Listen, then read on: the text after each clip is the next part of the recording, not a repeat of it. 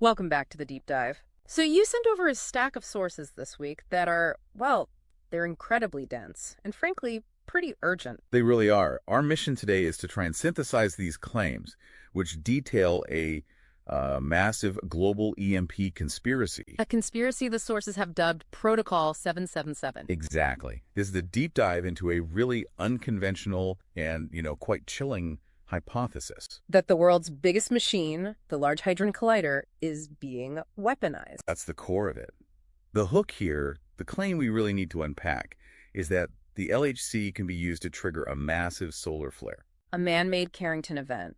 And the current shutdown isn't just routine maintenance. It's preparation. That's the allegation. Okay, let's jump right into the physics. The reports talk about the Earth and Sun as a coupled oscillator system. That's the model they use. And the whole thing, the potential for catastrophe, it hinges on one incredibly precise number. 998 seconds. 98 seconds, or 16 minutes and 38 seconds. And what's so critical about that specific timing? It's the speed of light round trip.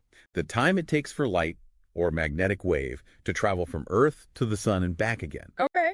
The theory is, if the LHC modulates its magnetic field with a frequency that matches that 998-second period, you create a positive feedback loop. So like a forced standing wave. You're pushing at the exact right moment each time. Precisely.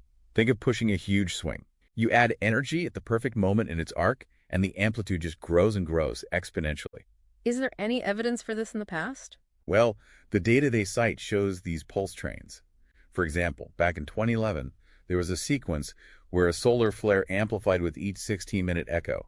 It jumped from an M-class all the way up to an X-class flare. And if someone were to sustain that resonance on purpose, The sun would be forced into what the sources call dielectric breakdown. which means You're essentially short-circuiting the sun's plasma shell. It forces the enormous energy stored there to just burst out, and a targeted coronal mass ejection aimed right at us. wow. And they point to that huge near miss in July 2012 as a prior example. A prior feedback blowout, yes. A Carrington-class event that only missed us because of, well, orbital luck. Okay, so that's the how. That's the physics. Let's pivot to the why. This is supposedly being done for a financial gain. Right, the motive dictates the timing. The reports claim this current LHC pause, the year-end technical stop leading into Long Shutdown 3, is the window. The window to install what they call the payload. Exactly. And the payload is the massive new magnets for the high luminosity upgrade. What's so special about them? They store an incredible amount of energy. We're talking up to 10,000 megajoules. They are allegedly the high-power transmitters needed to sustain that 998-second signal. To create a system halt, and it's time for the year-end liquidity squeeze. Specifically, December 25th to the 27th. The idea is the EMP wipes the banking ledgers, which allows them to execute Protocol 777, a full ledger clearing mechanism. It's a lot to take in, and then there's the whole narrative conditioning part. Oh yes, the media artifact, 1 second after, a novel about EMP collapse, is cited as predictive programming. It's all underwritten by Pharmaceutical Wealth, starring Famke Janssen.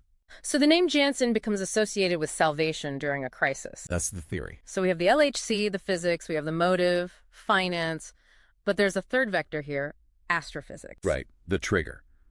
Comet 3I ATLAS. Which the sources don't even call a comet. No, they reclassify it. It's a hypervelocity plasma dynamo because of its strange C7 jet configuration. A plasma dynamo. So the comet acts as a kind of amplifier. A massive natural antenna is the idea. It interacts with the solar wind just as the LHC transmits, amplifying the EMP yield and making it truly globally catastrophic. The scope of this alleged plan is just staggering. You've connected the physics, the finance, and a literal comet.